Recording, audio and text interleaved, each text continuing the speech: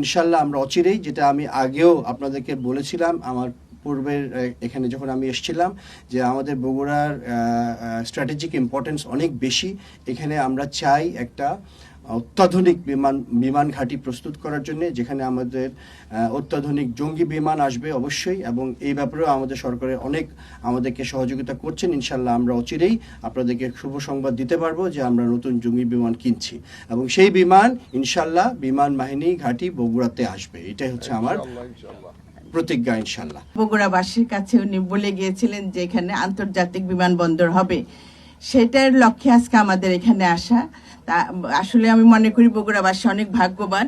আমাদের যাত্রাটা কিন্তু আমরা বগুড়া দিয়েই শুরু করেছি।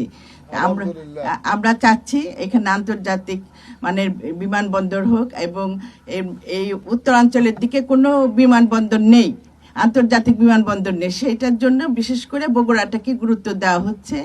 আমরা পাশাপাশি আন্তর্জাতিক বিমানবন্দরের পাশাপাশি আমরা যেটা এখন পরিকল্পনা নিয়েছি যে আমরা একটা ফ্লাইং একাডেমিটা চালাবো, কারণ আমাদের পাইলটের অনেক দরকার। এই পাইলট আমরা নিজেরাই এখানে বাংলাদেশে ট্রেনিং দিয়ে তাদের প্রশিক্ষণ করে তাদের উপযুক্ত পাইলট বানানোর চেষ্টা, এই পরিকল্পনাটাও আমাদের আছে। বৃহত্তর বগুড়াবাসী সেখানে আপনার বগুড়া, জয়পুরহাট, কুষ্টিয়া এবং অন্যান্য জেলাগুলিও উপকৃত হবে যে এখানে যদি একটা এয়ারপোর্ট করা যায়। সেই এয়ারপোর্টটা আমরা আজকে একটা স্লাইডের মাধ্যমে দেখলাম যে কিভাবে করা যায়। সেটা করলে, ইন্টারন্যাশনাল করলে পরে আমাদের যে যে কাজগুলি করা লাগবে সেই কাজগুলির জন্য আমাদের এলজিআরডি প্রতিমন্ত্রী মহোদয় এবং আমাদের এখানকার যে লোকাল এমপিরা যারা আছেন তারা আমাদেরকে সহযোগিতা করবেন বলে আশ্বস্ত করেছেন।